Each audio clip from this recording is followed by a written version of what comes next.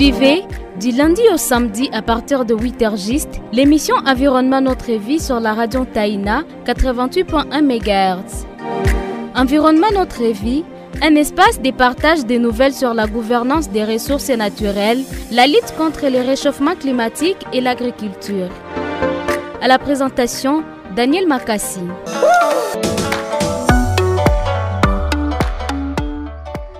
Bonjour très chers fidèles auditeurs et auditrices de la radio Taïna émettant depuis Goma dans l'est de la République démocratique du Congo. Aujourd'hui dans cette émission, nous allons devoir parler des pays les moins avancés qui doivent se réunir au Qatar dès la semaine prochaine pour parler de quelques enjeux de leur, notamment la question liée à la problématique du réchauffement climatique, mais aussi comment relever l'économie de certains pays pauvres tels que la RDC qui rentre également dans la catégorie des pays les moins avancés.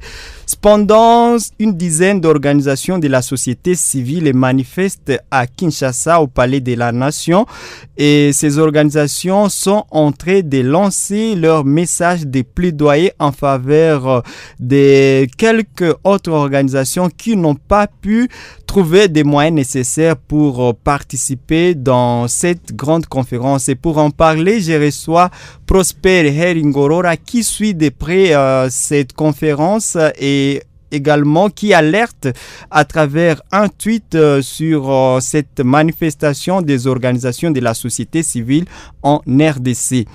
Prosper Heringorora, vous êtes avec nous dans ces studios de la radio Taïna. Bonjour. Bonjour, monsieur Daniel Makassi. Bonjour aux auditeurs de la chaîne verte de Goma. Prosper Heringorora, vous êtes boursier en journalisme de la 5e conférence des Nations Unies pour les pays les moins avancés. Une actualité qui vous a particulièrement intéressé ces jours, c'est la manifestation d'une dizaine d'organisations de la société civile devant le Palais de la Nation. Dites-nous, qu'est-ce qui fâche ces organisations? Merci beaucoup à vous, monsieur Daniel Makassi, pour cette occasion, cette passe en or pour aborder la problématique sur la 5e conférence des Nations Unies sur les pays les moins avancés. La catégorie des pays moins avancés, ce sont des pays qui sont en retard de développement à presque tous les niveaux. Ça peut être sur le plan social, ça peut être sur le plan environnemental, ça peut être surtout et spécialement sur le plan économique. Alors, la catégorie pays moins avancés a été annoncée pour la première fois par les Nations Unies. C'était en 1981, lorsque les Nations Unies s'étaient vu bien sûr qu'il y a des progrès qui sont en train d'être réalisés dans le cadre du développement, mais il y a quelques pays qui, malgré les efforts qui sont fournis, restent toujours derrière. C'est pour ce faire que les Nations Unies ont utilisé ce concept des pays moins avancés et dont d'ailleurs la première conférence des Nations Unies avait eu lieu en 1981. Si je ne me trompe pas, c'était à Paris. La deuxième conférence des Nations Unies avait eu lieu parce que la conférence a lieu au moins après 10 ans. La deuxième conférence avait suivi après 81, c'était encore en 91. Il y a la 4e conférence des Nations Unies qui avait eu lieu à Istanbul. C'est la 4e conférence des Nations Unies sur les pays les moins avancés. Et à Istanbul, c'est en Turquie. Là, les Nations Unies, avec les pays qui sont vulnérables sur le plan environnemental, sur le plan économique et social, s'étaient réunis. Il y a maintenant des projets ambitieux que les Nations Unies ainsi que les partenaires internationaux, y compris les agences des Nations Unies, avaient décidé d'accompagner les pays moins avancés pour atteindre la prospérité.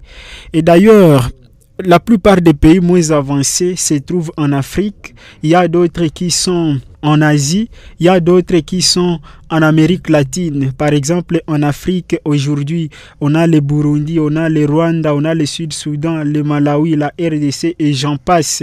En Asie, nous avons le Bangladesh, nous avons Timor-Leste.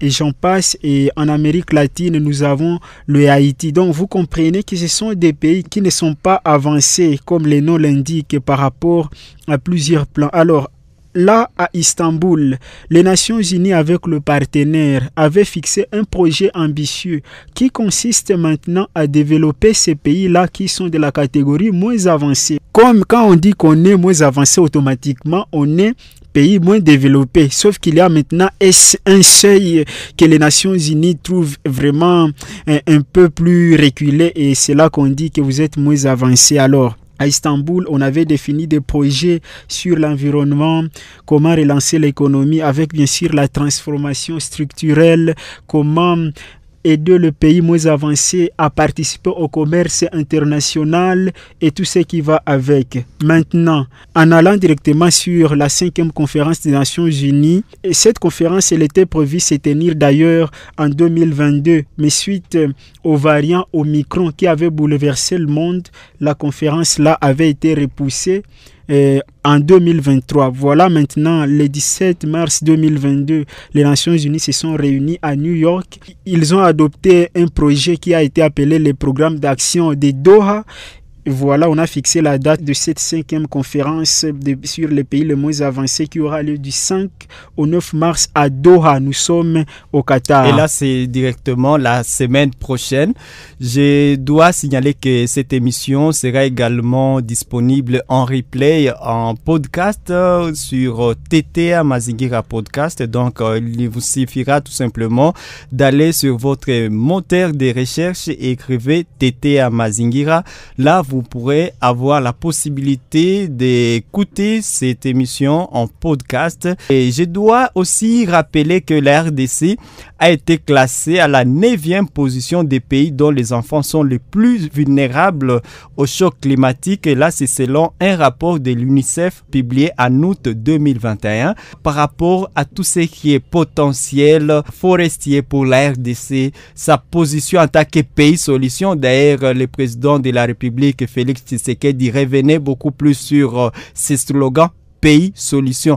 Qu'est-ce que cela représente particulièrement pour cette conférence qui va se tenir à Doha d'ici la semaine prochaine?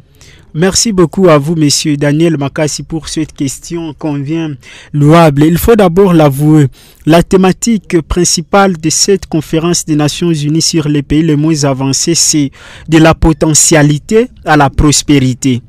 De la potentialité à la prospérité. Donc, avec tout ça, cette conférence, moi, je me dis, c'est une passe en or parce que la RDC à Istanbul, elle s'était fixé beaucoup d'objectifs qu'elle allait atteindre. C'est comme par exemple se préparer à faire face à des épidémies. Nous avons vu à partir de 2011, même jusqu'en 2023, les épidémies, y compris Ebola, ont décimé les populations congolaises. On a vu le choléra, on a vu Covid-19 et voilà. La RDC s'était fixé beaucoup d'objectifs, y compris des objectifs environnementaux. Par exemple, la RDC avait pris une initiative à Istanbul. Elle s'était dit que cette fois-là, elle va beaucoup plus travailler sur la transformation structurelle. Ça veut dire, si je peux expliquer en des termes simples, on prend un secteur qui est très productif, c'est là qu'on investit beaucoup de moyens au détriment d'autres secteurs qui sont moins productifs. Et c'est là que la RDC s'était engagée, par exemple, à diversifier son agriculture parce que vous connaissez que l'économie de la RDC en grande partie repose sur le minerai. Oui. Et la RDC s'était engagée évidemment à développer les nouvelles technologies pour permettre à ce que tout le monde puisse accéder facilement à la technologie qui peut aider à diversifier l'économie de la RDC. Le pays s'était aussi engagé surtout à travailler sur l'aspect énergétique. Le pays s'était engagé au moins à électrifier la grande partie de la population pour accélérer l'industrialisation du pays. Là, à Istanbul, la RDC s'était également engagée à s'impliquer pour réduire la pression sur l'environnement. Elle s'était engagée à limiter l'utilisation du charbon de bois. Elle s'était engagée à limiter la déforestation. Elle s'était engagée évidemment à faire l'énergie accessible pour tout le monde et atteindre directement l'ODD, l'objectif de développement durable numéro 7, énergie durable, bonne et accessible pour tous. Et j'ai parcouru les rapports de la RDC par rapport à la réalisation de ces programmes d'action d'Istanbul 2011 jusqu'en 2021, on a remarqué qu'il y a eu quelques progrès, mais beaucoup reste à faire pour dire que comme aujourd'hui le monde est en course contre le réchauffement climatique, à cette conférence-là des Nations Unies sur les pays les moins avancés, ça peut être une occasion pour les décideurs, pour les acteurs de la société civile, pour le gouvernement congolais de plaider auprès des partenaires, surtout plaider pour que la RDC, en tant que pays solution, comme vous l'avez bien dit, puisse bénéficier de subventions, puisse bénéficier des fonds qui peuvent aider à l'éducation environnementale, qui peuvent aider à l'exploitation, bien sûr, de ces minerais stratégiques qui peuvent intervenir dans ce qu'on appelle Green Revolution ou bien la révolution verte. Bon, voilà, je pense que c'est une occasion, en tout cas pour la RDC, de faire voir son potentiel. Comme on a le potentiel hydroélectrique, on a le potentiel éolien, on a le potentiel photovoltaïque, et ça veut dire qu'avec tout ça, si la RDC montre aux partenaires toutes les potentialités qu'il est là, les partenaires peuvent maintenant s'impliquer pour que toutes ces potentialités-là puissent contribuer directement à la prospérité du pays et voir comment peut-être dans les 3 prochaines années, on peut sortir de la catégorie pays moins avancés. Merci Prosper Ngorora. Alors, quelle est votre crainte du moment que certaines organisations qui devraient participer à cette 5e conférence des Nations Unies pour le pays les moins avancés restent encore au pays, n'ont pas encore eu les moyens nécessaires pour aller participer à cette grande conférence? Quelle est votre crainte? Ma crainte réside au point que cela peut déstabiliser psychologiquement le participant. Parce que si je ne me trompe pas, en 2011, j'ai un rapport des Nations Unies parce que je suis d'ailleurs boursier des Nations Unies sur cette conférence. Moi, je me dis, depuis 2021, il y a des organisations qui ont été accréditées par les Nations Unies pour participer à cette conférence. Mais curieusement, ces organisations-là accréditées sont en manque de moyens. Et quand elles sont en manque de moyens, parmi elles, il y a des organisations qui travaillent dans le développement de la femme et de l'enfant. Il y en a celles qui militent pour le climat. Il y en a celles qui militent pour l'intégration régionale, pour le commerce. Ma crainte réside à ce niveau où ces gens-là peuvent être déstabilisés psychologiquement. Et comme maintenant nous sommes à quelques jours pour cette conférence, il n'y a pas de fonds, il n'y a pas de moyens déjà mis à leur disposition pour participer à cette conférence. Je pense que c'est déjà quelque chose à craindre, mais je crois que le gouvernement congolais va réfléchir dans ce sens avec ces organisations pour les parrainer afin qu'elles puissent plaider, je dis bien plaider comme il faut pour que la RDC puisse bénéficier de ces fonds qui seront levés là à Doha au Qatar du 5 au 9 mars 2023. Il y a Madame Marie Poba qui est visible dans une vidéo que vous avez postée dans un tweet et vous indiquez qu'elle fait partie des personnes déjà accréditées à cette conférence. Parle-nous un peu de sa lutte au sein de l'organisation SOS Family. SOS Family, c'est une organisation des droits congolais, bien sûr. Son grand siège se trouve à Kinshasa, mais qui se trouve également dans d'autres régions comme au Kivu. C'est une ONG qui milite évidemment pour les droits de l'enfant, pour les droits de la femme, pour les droits des veuves et des militaires, pour les droits des militaires veufs. Bon, voilà, avec tout ça, elle a été accréditée lors de cette conférence. On suppose qu'elle pourra aussi plaider pour les droits des enfants, les droits des femmes, et surtout en ce contexte de la République démocratique du Congo, décimée par des guerres répétitives depuis maintenant plus de 3 décennies. On écoute ici Marie Poba. Alors nous sommes en direct du Palais de la Nation où les organisations de la société civile qui ont été accréditées pour leur participation à la 5e conférence des Nations Unies sur les pays les moins avancés. Alors la RDC étant bénéficiaire de cette conférence, la société civile a manifesté de manière à